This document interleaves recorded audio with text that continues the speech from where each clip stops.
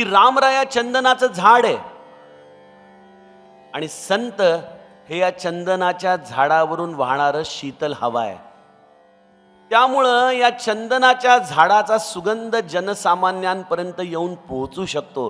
जर वारच वाहिलं नसतं तर कदाचित या रामरूपी चंदनाचा सुगंध आमच्यापर्यंत आला नसता.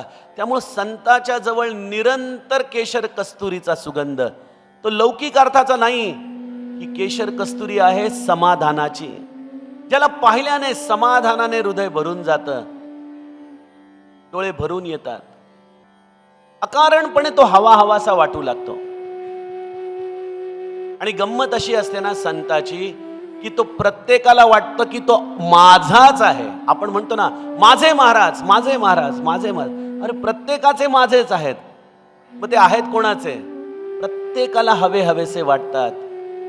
हे संत हृदयाचं विलक्षण महात्म्य आहे. त्यामुळं त्या संतांची रामाला विशेष ओढ